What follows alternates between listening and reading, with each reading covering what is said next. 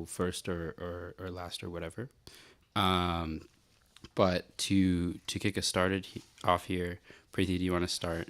Her friends are here, and I have commitments later. Cool.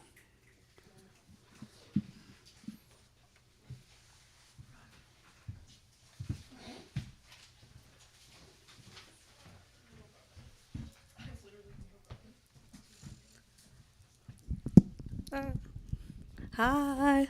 Okay. So I have a short story to read, and I also have a poem. So I'll do the poem first. Okay. We met in geometry class. With you sitting across from me, how could I be expected to learn about proofs and Euclidean principles? All I knew was if she keeps making eye contact with me, then I'm going to start staring back. If she scoots her chair closer, then I'll follow her lead. And if and only if she asks to come over after school, then we won't be doing much math homework. Euclid postulates the same way I do. Postulate 1. A straight line may be drawn from any one point to any other point. So why not you and I, love? I've done this whole relationship thing, y equals x minus 2 many times already, where x is the dude that softly broke my heart and y is the reason I'm still unsure of. But with you, it's different. Both of us nursing heartbreak. If only you knew how to derive unconditional love like you do a trig function. Both of us touch-starved and carelessly eager to eat. Postulate 2. A terminated line can be produced indefinitely, meaning what isn't infinite can be made so, can be forced when lonely. We sat on the wood floor of my bedroom, and when we tried to get up, our thighs stuck to the ground, inviting us to stay just a moment longer. A moment turned to moments, we stretched limbs like we extended time until we were both horizontal, parallel to one another, infinitely. Postulate 3. A circle can be drawn with any center and any radius. Cupping your thighs in my hands, 2 pi r around the edges, but I'm far more interested in the pi r squared in between, symphonically locking eyes from parallel to perpendicular, finally crossing paths at all the right angles. And in this moment I am yours. Can't you see we are devolving dimensions one by one, my dear? From solids to surfaces, from surfaces to lines, from lines to points, from points to a point, the origin, that our lips meet for the first time. A line is a breathless edge, like I am breathlessly one with you for tonight, unapologetically one and the same for tonight.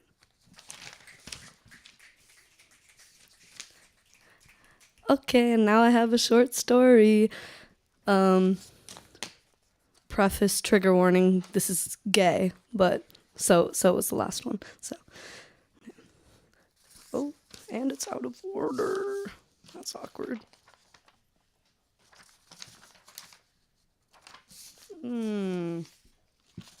Okay, we're chilling. Okay. Hi, I don't really know how to start this. I've written a lot over the years, but I've never written something like this to someone I've never met and probably never will meet. I am writing to you as someone who knows your fiancé, someone who was once her friend. I am not here to overstep boundaries because if I were, I would write directly to Violet. I am here to provide an instruction manual of sorts, a how to not fuck up your relationship with Violet. You can choose to do whatever you'd like with this letter. You can stop reading right now and throw it away because who am I, right? But all I will say to convince you to keep reading is that I have first-hand experience of having and losing Violet, and the last thing she needs is more loss in her life. So even though I don't know you, I am rooting for you because I am rooting for her always.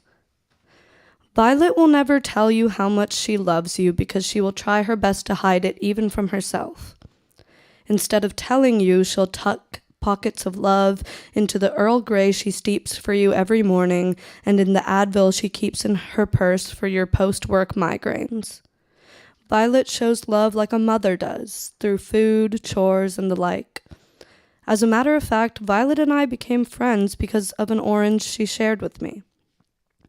Violet moved from the Bay Area to Dallas when she was 10 years old. We met on the third day of 5th grade. The weather forecast for the whole week was 90 degrees and sunny, but that day it poured and poured, an absurd amount for a Texas day in August. During recess, most of the 5th graders stayed inside the library where Finding Nemo played on the projector, but I sat with a few other girls at a table outside covered by a tarp. It was then when I first saw Violet, the only person who would willingly sit on top of the monkey bars, peeling an orange in the pouring rain. I walked over. "Do you want to come to our table? I can braid your hair." I had caught her off guard and she nearly fell off the monkey bars. "Sorry, I didn't mean to scare you." "No, it's okay," she said quietly. "I like the rain. It reminds me of home." She looked at me with water droplets covering her glasses and flashed a gentle smile. "Oh, okay, can I sit with you then?" I asked. She nodded and handed me an orange slice. When my mom picked me up after recess, she asked why I was soaking wet, and I told her about how I sat in the rain for 25 minutes. "What? Why would you do that, Karina?" "I don't know," I replied while scraping mud off my sneakers. "But Beta, I thought you hate the rain." "No, not anymore." Since that day, Violet and I have been practically inseparable. When we got to middle school, teachers never allowed us to sit next to each other because we were chatterboxes, but I knew that they were just referring to me. All Violet could be scolded for was laughing every 5 seconds. She made me feel like I was a whole-ass comedian with every word I spoke, and I loved every second of it. But as I'm sure you are aware, everything changed in February of 7th grade. I learned to measure my time with Violet as DT and AT, during Thomas and after Thomas. Thomas wasn't Violet's birth father, but she was the only dad Violet had ever known. His death was sudden, and my whole family attended his funeral. I held Violet's hand through the entire ceremony. That was the longest I'd ever seen her go without laughing. In the months AT, Violet faced age far too quickly for a 12-year-old girl. She slept over at my house every other night, except she didn't sleep at all, ever. Every night she stared at my popcorn ceiling and sobbed into her pillow once she thought I was asleep. The morning after one of our sleepovers, while Violet brushed her teeth in my bathroom, I found a lighter inside of her pillowcase. "Violet, why do you have this?" I asked, my voice trembling with fear and anger. She avoided eye contact and snatched the lighter out of my hands. "Violet, please," I said, gentler this time, a tear running down my cheek. She showed me her scars and made me promise not to tell anyone. I pinky swore and then proceeded to cry to my mom about it after Violet left. My mom told her mom, and Violet didn't speak to me for the entirety of 8th grade. The summer before high school, she knocked on my front door. I opened it and she looked the same, but also so different. I had seen her around school, of course, but here at my door, I could actually see her. She started wearing dark eyeliner and a push-up bra. I didn't particularly like either of them, but in spite of that, she was still the prettiest person I had ever seen. I invited her to my room. "You saved my life," was the first thing she said to me. "Violet, shut up." I didn't let myself think about a violetless world. "But you did," she cried. We hugged each other and sobbed and never talked about it again after that day. The duo was back and better than ever. During our first semester of high school, Violet earned the reputation of biggest slut in the 9th grade class. This never made much sense to me, seeing as Violet didn't lose her virginity till her sophomore year of college, but rumors served as primary currency in high school, so word got around quick. She went through boyfriend after boyfriend until she settled on one that she dated from 10th to 11th grade. He was a decent enough guy, attractive for sure, witty and kind, and well, as kind as any man could be. The night they broke up was pretty shit, though. Violet hadn't gone on a date in weeks. That doesn't sound like very long, but given the fact that she had a boyfriend, she had hoped he would have asked her out by now. It was a confusing concept wanting to be asked out by your boyfriend, but Violet craved a spark, a slap in the face that assured her that he wanted her. She knew he loved her, but she wanted him to like her too. Date night for the couple meant dinner and a movie. She didn't mind the predictability. She had never been a fan of surprises. Before he came over, Violet prepped her room with candles and mood lighting as she scanned through the Watch Again section of her Netflix account. She settled on her favorite movie, Insidious 2. This was the type of movie that took time to grow on her. She hated it at first because of all the jump scares, but something dark inside of her convinced her to watch it again, and then a couple more times after that. By this point, she could narrate every scene, and now she thought of the jump scares as gentle crawl scares. It wasn't her favorite movie because she liked it, but because she had control of it, and nothing felt better than that. After about an hour of waiting, she came to the blatantly obvious conclusion that the dude stood her up. I don't know exactly how their phone conversation went afterwards, but she found out that he was cheating and broke up with him. I did what any best friend would do and came over promptly, Ben and Jerry's in hand, and we watched Insidious 2 together. She didn't narrate the movie this time around. Instead, she laid her head in my lap and cried. I stroked her hair and we didn't speak for the next hour and 46 minutes. We didn't need to.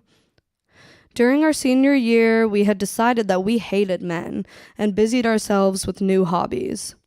Violet had been a brilliant artist since she was a child, but she quit. I pushed her to start painting again, and she obliged under the condition that I start writing. She had seen some of my journal entries and essays for school papers over the years, but she didn't know I considered myself to be a real writer. "You're fucking gifted, dude. Don't waste all that talent," she said earnestly. She told me to write, so I wrote. I wrote poems, fairy tales, manifestos, the whole 9 yards, and I didn't let her read a goddamn word. She never pressed me about it, though. She didn't need to know what I was writing. She just needed to know that I was writing. No matter which genre I wrote, no matter how many new characters I introduced, there was Violet in every single piece. I couldn't escape it. In my children's book, she was the fortune teller. In my mystery novel, she materialized into the San Francisco skyline. In my poems, she took form in the spaces between each stanza. No matter how many pens I went through, violet ink bled through every page. We both stayed in state for college. We were only a 2-hour drive away from each other. It really wasn't that different. We FaceTimed every day, and all of my college friends had met her virtually and vice versa. She would excitedly tell me all about her neurobiology labs, and I would happily listen, even though I had zero clue of anything she was talking about. I was pursuing a creative writing major and was on track to publish my very first romance novel by the end of the second semester. Violet knew of the novel's existence, but she still never asked to read it. I published the novel in May, and it was a hit. The book was incredibly well received by YA audiences, but not too well received by critics. I didn't really care much about what audiences or critics thought. It was Violet that I was worried about. I was petrified for her to read it. But now that it had been published, I knew she would. "I'm sorry," I told her. I couldn't think of anything better to say. "I didn't know that's how you..." "Violet, that isn't true, and you know it." My words came out harsher than I expected. My eyes were watering, and so were hers. "I don't know what to say." "You don't have to say anything," I said. But God, did I want her to say something. I knew it was one-sided. I had always known that, but I wanted her to surprise me. I wanted a confession, a slap in the face, a jump scare, kiss in the rain. I knew she loved me, but I so fucking desperately wanted her to like me too. It didn't happen all at once. We grabbed lunch the very next day, but we skipped dessert. Then we started to skip a lot of things. Not just her, but me too. So sorry, something came up today, but rain check, yeah? No, yeah, of course, don't worry about it. Over time, neither of us were lying anymore. Things did start to come up because we were no longer each other's top priority. She spent that summer doing research in Houston, and I did a book tour around Texas and Oklahoma. Thankfully, we didn't have to see each other. Calls became less and less frequent until they stopped altogether. After a couple years, even birthday texts disappeared. We haven't spoken to each other in over 5 years. This isn't meant to be a sob story. It's meant to be a lesson. Once you do everything in your power to make sure Violet doesn't slowly slip away over time, make sure she doesn't run either. Hold her hand, but not too tight. Call her twice a day, but not 3 times. Tell her she's pretty, but not that she's beautiful. Fuck her often, but never make love. Take all precautions necessary to keep her around and present, but don't set off any bombs. Don't surprise her because she will inevitably run. Keep things simple, and if you still manage to fuck up, bring her a fruit basket in the rain.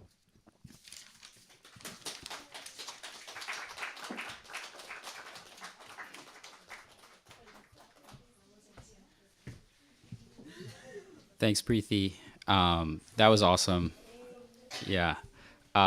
Before we move on, I just want to say a few things. Class board, right, like isn't traditionally very involved in Kelly's Writer's House. The reason I was really excited about this event is that like the mission of class board is just to instill like unity in the class and bring people together. I thought it would be cool if we all kind of shared our own stuff and connected in a way that class board doesn't always foster. I've known Preeti for a while, but I thought that was great. Thanks. Moving on here. Next we have Lila with Summer Swimmer.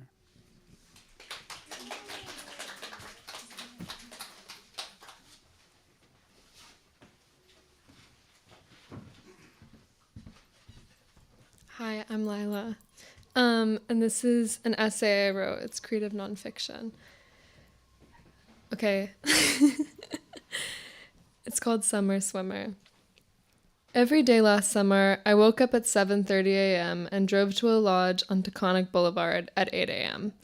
The lodge sat up high on a hill and trails spread out of it like veins. I walked up that hill every morning through a trail surrounded by maple trees.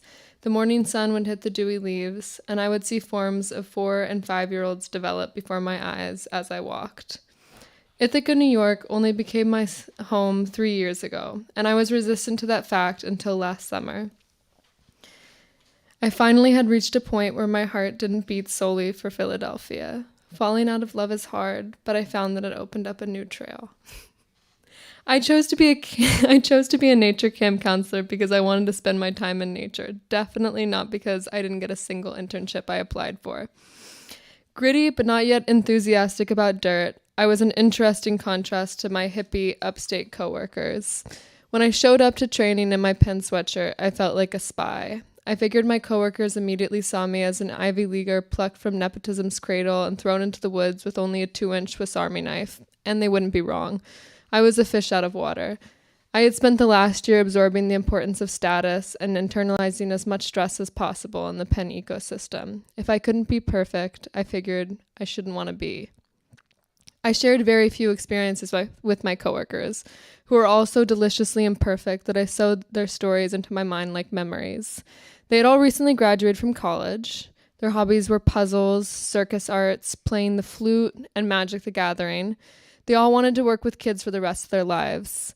My one visual similarity to them was my septum piercing, which I had gotten to stand out at Penn. I started wearing cargo shorts, zip-off REI shorts, and I only shied from a bandana. My kids were ages 9 to 12.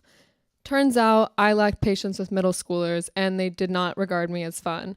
These are some of my conversation starters. What do you think about the weather? What do you want to study when you grow up? What's it like growing up in Ithaca? And when we feel that way, what's the mature thing to do? They would stare at me blankly and then ask me to chase them. Instead, I'd offer a game of Mancala, which they were never able to beat me in because they didn't realize they should count the beads. Idiots. Meanwhile, the co-counselor in my group would hang from tree branches like a bat and flip kids over her shoulders. She was fucking impressive, but left me to shame. Not cool. One day, I subbed in pre-K, and ended up being so well loved by them that they requested my company every day until I came back. For the rest of the summer, I was greeted by the energetic whines of 4-year-old Emerson. I want Waiwa. Where's Waiwa? In the morning, he would thrash his body against the pile of backpacks and call for me until I came and pet his hair. During nap time, he would refuse to lay on his mat, insisting instead on my arms being his resting place. When we visited the Paleontology Museum, I broke the rules and carried him from room to room, cooing in his ear. I would swing him around and place him down gently. I loved being loved by a pure soul, and I was willing to express favoritism for its sake. I'm not perfect. On Wednesdays and Thursdays, we would swim in Lake Cayuga. I love swimming, and I would go almost every day after work to First Dam or Mulholland Wildflower Preserve with my friends to swim laps and watch people jump from the waterfall into the swimming hole. While swimming, it dawned on me that Ithaca was now my home. The kids would pee in the lake, though, so I wasn't too enthusiastic about getting in with them. Instead, I would sit on the grass and watch the hot lifeguard with the sunglasses. Sometimes I'd skip rocks and narrowly miss the kids' crowns. In mid-July, my grandma visited. The day she left, I cried for so long, and I was hysterical at work. I hid in the woods, rubbing my eyes and trying to understand why I couldn't contain myself. Eventually, I walked out and found my boss, Kate, who was most likely spraying a group of boys with a water gun or driving the gator in her sunflower dress with cut-off jean shorts.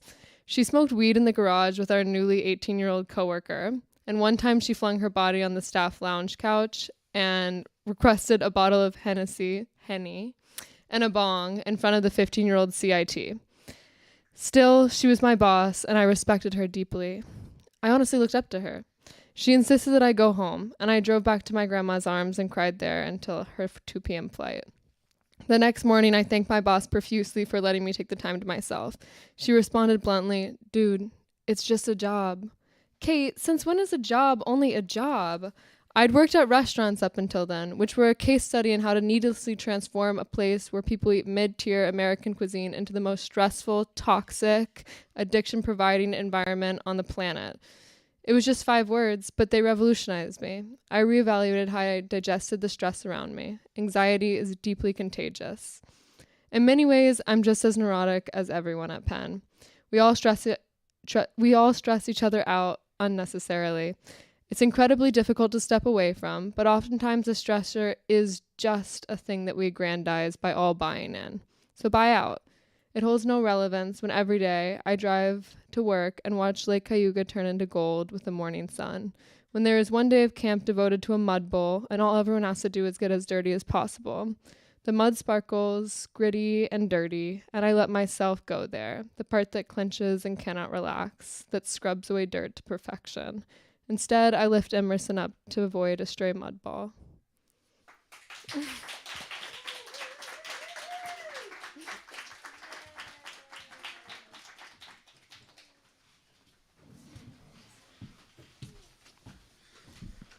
Thanks so much, Lila.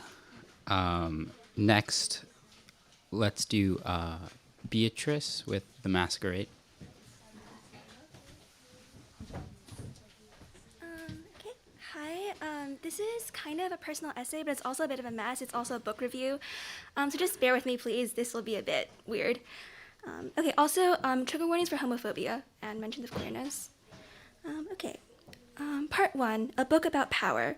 In The Traitor Baru Cormo by Seth Dickinson, Baru Cormo is a queer girl plucked from her colonized home by the Falcresti Empire, schooled into a perfect bureaucrat, and sent to administer another province consumed by Falcrest's imperialist quest. But Baru has seen one of her fathers murdered by the Empire's relentless homophobia and resolves to disembowel her new masters from within. Though Dickinson crafts a high fantasy world, Baru Cormo is a cutting mirror of radicalized science, arbitrary gender roles, and violent homophobia. It is also a moving chronicle of a lesbian woman of color. What I have written here, then, is part tribute to a book that has lodged like a hook in my heart, part reflection of how Baru has illuminated the nuances of my own queerness, and part incoherent catharsis of sublimated feeling. Forgive me for my pretentiousness, and may my writing become a mirror of its own. Part 2, a road trip made laconic. I'm playing Mitski from my phone, Laurel Hell, Dust Devil Longing, and Desert Melancholia. My father side-eyes me from the wheel, probably regretting his choice to let me pick the music. If it was up to him, we'd be speeding down the I-95 to the chords of some American classic carried to China on the waves of the Geiger Kaifeng period during his teenage years. Simon and Garfunkel, maybe, or Alhambra. Can you understand what she's saying? Any sharper and his tone would have soured from skepticism to mockery. I ignore it, like I ignore most of my father's edges. Not really, I shrug and close my eyes. It just sounds nice. The hazy notes of Valentine, Texas float between us. Then my father asks, "So, do any boys like you?" and punctures the piece as easily as popping a balloon. "No," I respond, curt, and school my face into impassivity. This tragicomic potential here, I admit, a study in dramatic irony, featuring a queer girl and her homophobic dad. Mitski croons about mountains rising unmoored from the earth, and I field questions about husbands and marriages and chubby-cheeked grandchildren. Outside the car, the accoutrement of suburbia flickers past, the towering entrance signs of cheap mall complexes, the street lamps standing sentinel above empty parking lots, the fast food restaurants wearing minimalist chic facades. To reject this drowsing suburban sprawl I call home, that, at least, I can abide. To reject my father, him and my mother, and their vision of my future perfect as a robin egg, to take a knife to the connective tissue of filial piety, and excise myself and my queerness from their lives, can I abide that? In some dreamy, bitter moments, I answer yes. It's a fantasy, of course. If Baru took a scalpel to her skin, she would see Falcrest engraved in her viscera, proclaiming, "The empire's brought you soap and roads, civilization and education. Are you not grateful for what advantages you have been given? Are you still angry your queerness is criminalized?" My parents are no Falcresti empire, but I cannot escape them any more than Baru can escape Falcrest. Look inside me, and you will see ledgers of my debts, cut fruit left out for when I studied late into the night, calls wishing me Xinyan Kuaile during Chinese New Year, homophobia and love intertwined in tortured symmetry. Part 3, a meditation on sight. After she executes her lover, yes, Baru is an awful person, Baru flaunts her queerness. She threatens to seduce the daughter of a political rival, plots to marry a powerful duchess to leverage her holdings, weaponizes her lover's name to extricate herself from sticky situations. There's an alluring vindictiveness to how Baru wields her sexuality, a defiant visibility. I wonder if I will ever be that brazen. I wonder why I want to be. Part 4, an experiment in exposure. Alternatively, a brief list of women I have fallen in love with, if only for a moment. Number 1, the upperclassman from philosophy class who neatly skewered my argument and left me flushed with indignance and desire. Number 2, the freshman year study partner who solved partial derivatives with me for a few wonderful hours. Then she said, "My boyfriend," and my nebulous cloud of affection crystallized into mortified longing. Number 3, the graduate student working in the lab adjacent to mine, cropped hair, gorgeous earrings, serenity like honeyed milk around her. All this is to say, I cannot rid myself of the peculiar, awkward infatuations that I thought I would have packed neatly away along with the rest of my high school memorabilia, the debate trophies and graduation robes and awfully inconvenient crushes. And yet, even during my worst moments, I count myself lucky, because nothing I can do compares to the dazzling catastrophe of Baru's mistakes. Part 5, a catalog of disasters. A list of women Baru sleeps with. A rebel duchess who threatened to disembowel her, a lover of her dead lover, a sociopath convinced of Baru's inherent biological inferiority. The last phrase continues, let's not talk about how long it continues. A list of women she fantasizes about sleeping with. The woman whose father she conspired to kill, the deserting soldier intent on peeling her open like trout and charring her innards over a fire, the behaviorally conditioned assassin with code words and impassive logic where a moral compass drove aside. Yet, even as Baru fixates upon increasingly violent, unreachable women, there is something familiar in her self-destructive spiral. Her queerness, like mine, is messy, flawed, confused. It overflows its bounds. It offers comfort in its imperfection. Part 6, a movie night. I'm holding my best friend's hand. It's almost certainly past midnight, and the hour has turned us both loose-limbed and languid, sprawled out on my couch. We've made a mess of the room and ourselves. There are orange peels littering the coffee table, sharp citrus still clinging to our fingertips, the grit of gourmet shoe shells under our nails. We should clean up, I say, not meaning it. My friend murmurs noncommittal. Neither of us move. I want to pick up that novel I was working on, my friend says, suddenly. Write something about redemptive journeys. Retributive justice, I suggest, not quite coherent, as counterpoint, punishment, not reform, as a goal, and all that. But I don't know how to get these ideas out of my head, she laughs. I started this when we were in high school, and everything's still knotted up and muddled on the page. Something about the soft unreality of the moment, her face limned by the dim blue glow of a laptop screen, both of us encased in blankets, giddily exhausted by watching Akira for far too long, makes me wish, briefly, absurdly, that I could unpick the tangle of her thoughts, unspool them onto the page in sentences luminous with her voice. Instead, I trace her wrist with my fingers and murmur something about remaining tender-hearted, despite. Because we are not in Baru's world, subject to Falcrest's unrelenting cruelty. We can build refuges against our family's homophobia, look with kindness upon our own crooked queerness. And with our fingers intertwined in mine, maybe this is enough. Old movies, fresh fruit, slow evenings. Maybe her, maybe me. Okay, that's it. Just a note, the quote I read about remaining tender-hearted despite, that's not my words, even though I wish I'd written them. They're from a queer author named Chen Chen, who's also an essayist and poet. You can definitely check them out. They're wonderful. So, yeah.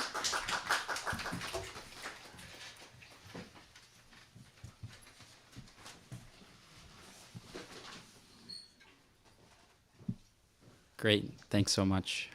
Next, let's hear from Army with Midwest Love Story.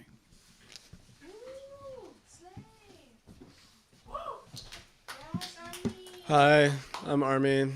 Hope everybody's having a nice evening. Let's see here. All right, here we go. Yeah, this short story is from a collection of mine about the Midwest and about growing up there. And yeah, it's short and sweet. It's called Midwest Love Story. Yeah, also it has sex in it, so there you go. In front of the strip mall, I'd meet him in his Chrysler Pacifica to make uncomfortable love in between his children's booster seats. His groin, only recently shaved, chafed on mine, leaving a noticeable rash. I hadn't had sex with my husband for 6 months, which made it easy to hide my infidelity. It's not like I was the only one. The first time I knew he was seeing someone, he came back home with a hickey, which he must have forgotten about in the exciting adrenaline of first-time adultery. Our daughter was feeding on my breast, the one that my husband had so recently been sucking on when his eyes still wandered on my pre-pregnancy body. Now he was nothing more than a stranger. The man I was seeing had kids, a wife, and a house in the suburbs. He talked about shoveling the snow from his front yard, about the pastor at his church, about his wife who drove him crazy. Nothing stood out about him. If you were to see him next to my husband, you'd find it difficult to find either attractive, much less one more attractive than the other. My lover wore cargo shorts and Grateful Dead t-shirts. My husband wore TJ Maxx button-downs with khakis. The options were thin. There aren't many Upper Peninsula small towns that are known for their men. After high school, the boys seem to have a genetic predisposition to lose their hair by 25 and potbellies by 30. The new Planet Fitness only helped that last issue a little bit. After all, there isn't too much to do in the winter besides drinking beer and eating. Last night, a local girl passed us in the parking lot of the strip mall. I thought she recognized me. Despite the perspiration that fogged the windows, her disgust was clear as day. I was her age once, beautiful, with a casual disdain towards sex after the age of 35. Her eyes glanced at me like she was examining fruit at the grocery store, looking for discoloration or mold. After she walked away, her curiosity satisfied, a sting of reality struck me as I stared at the beige padded ceiling of the car. I looked around, remembered I was in a Chrysler Pacifica, being fucked by the manager of a local Wendy's who I went to high school with. Despite my obvious disinterest, he hadn't stopped fucking me. His soft grunts filled the otherwise silent minivan with what sounded more like a dog panting on a humid summer's day. He slid off me, covered with sweat in a sort of mezzo forte climax. Ritually, he looked over at me and asked the age-old question, "Did that?" But before he could finish, I threw up all over him, my disgust materializing in chunks of Whopper and stale French fry. Ignoring his squeals of horror, I stepped out of the car in a daze to open my eyes to the unforgiving fluorescent lights of a nail salon. The asphalt stung my bare feet, begging me to recognize the pain that would bring me back into the real world. There were stars out, but the light of the street lamps overpowered their distant glow. Floating over the cracked sidewalk parallel to the strip mall, I made my way down the main road. My breasts had begun to sag, I thought. I hope no one noticed. I took a right on Mayweather Street down to the piers. Mayweather ran perpendicular to Lake Huron. My husband and I came here when we were in high school to make out in his dad's car. We'd park in front of one of the empty houses, long vacated and in disrepair, to make our American Romeo and Juliet daydreams. The sun would set, and we'd romanticize life while putting our hands down each other's pants. Lake Huron's weary glow lit the car just enough to see each other's faces. And as I made my way down Mayweather Street, faces began to appear out of the windows of the small one-story bungalows that lined the street. They smiled and jeered, recollecting memories of scenes long past of young love and cold weather kisses. A million eyes met my body, but it felt warm, like my body could melt ice and snow into a spring dew. I knew they reveled in my naked form, an average Venus of the Midwest standing on a pediment of steel and fractured glass. Near the piers at the end of Mayweather Street, I noticed that my feet had turned a light blue, my hands had turned black, and my arms were frozen at my side. Never before had I felt such bliss, a serenity defined by mundanity.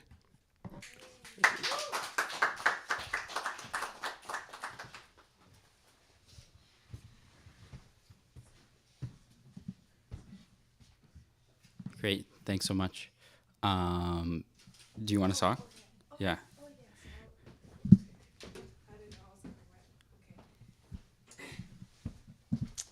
Hi everyone, my name is Mila. Yes. Okay.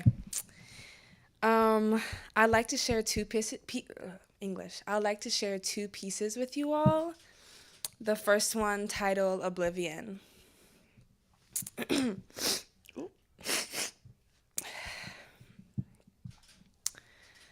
Imagine this. In your right hand holds a pill filled with bliss. The one in the left represents the abyss. Mystery versus certainty. Which one do you take? I would assume the bliss, but why not the abyss? What is there to fear? Are you scared that within the surrounding darkness you'll find someone to care, a listening ear to share, a yearning heart to bear your pain and hold your dreams, and all that comfort vanishes all your screams? Or are you scared that your idea of bliss may not be what it seems? What is there to fear? Bliss is the idea that perfect happiness exists. A bubble where only the white enlists and the darkness on your flesh dismissed, and the coils on your head a Halloween gimmick gift, and your style and swag on a clothing rack in a Goodwill thrift, gently worn, they say. But how can 400 years ever compare to one day and the destruction of our people and the prices we still continue to pay? Forcefully brought here, and they don't even want us to stay. It's a shame. The abyss gets a bad rep. We're conditioned to think that anything dark is a threat, unworthy of respect, unkept and backswept. But like my people, the abyss holds wonder.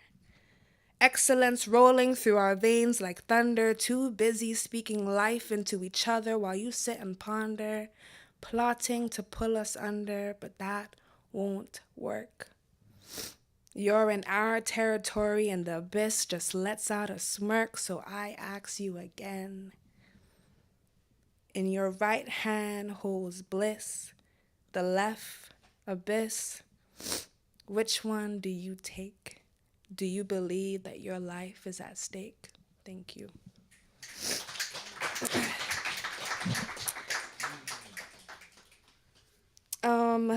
The next one is called Siren. Trigger warnings of parental loss.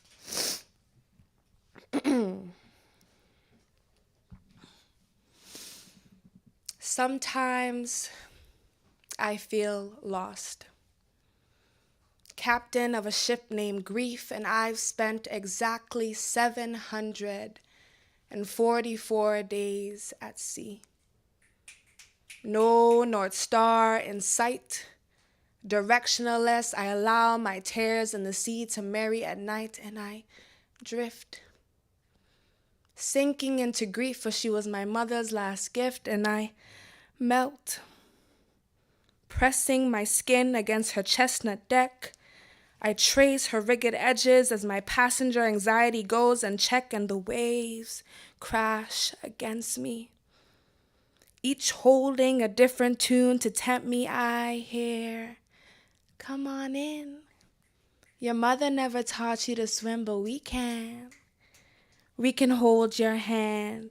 And deep below this boat, you can run your fingers through our sand, and I'm intrigued. All I've ever known is grief, she's all I need, yet every night I long to know what's beyond the sea, so I listen.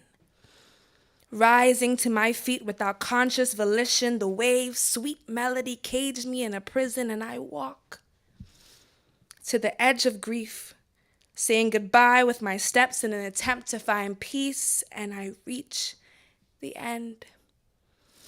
Grief has always been my Yahweh, but now the sea christens my head instead. Thank you.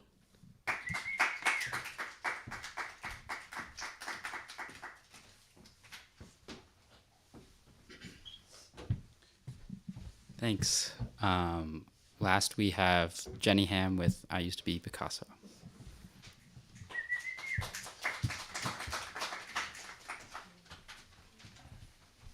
So I haven't written in a while, but like I feel like this piece is very pen, and I feel like it just really hits like now, especially like recruiting season. So I just wanted to share. I wrote this last year. So I used to be Picasso. I traced circles and splashed orange across the stained canvas, then called it a day. Somehow my creation ended up first place in the City of Albany art show. I wonder what could have been if I'd kept drawing. People draw dragons and sunsets and impromptu, and I still need to look at an example to sketch a half-decent piece. I've been conditioned for so long to believe that if I flipped to a page of a Merriam-Webster, the definition of success would be scrawled across the page. I've been working my entire life to be something that I am not. I never take time to rewind, reflect, breathe. It's just push, push, push, succeed, grind, grind, succeed, try, try. Like, what if I could have been a world-class golf player or a car mechanic or a screenwriter or a yoga instructor?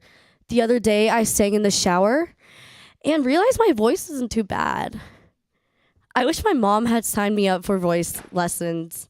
I already play the part of someone who I'm not in my day-to-day life. Like, what if acting school could have worked out? I've been taught that the only things that matter are to be good at piano and get all A's and be funny and likable and hot and dressed nicely because it matters so much what other people think that I have never stopped to ponder what I truly like and am good at. I rarely spent time trying to think for myself. It's always been for academic validation or for my parents or for you or for him or for her. I think that's why it took me so long to figure out what I'm truly passionate about and what I want to do for the rest of my life. It's time for me to dare to try, to dare to step foot into what's impossible and cross the boundaries of what's not, because who the fuck should ever determine what I can do and not do? But anyways, it's not good enough to reflect on what could have been. They always say to live life with no regrets, and at this point, I just want to do what I love. Maybe it's time to going back to being Picasso. Thank you.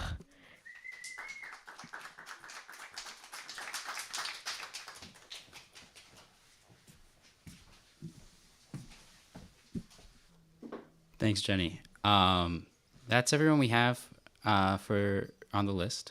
Unless anybody wants to say anything briefly here before we close up. Do you wanna speak? Okay. Cool. Well, thanks so much for coming, everyone. This was great. And I'll see you all around.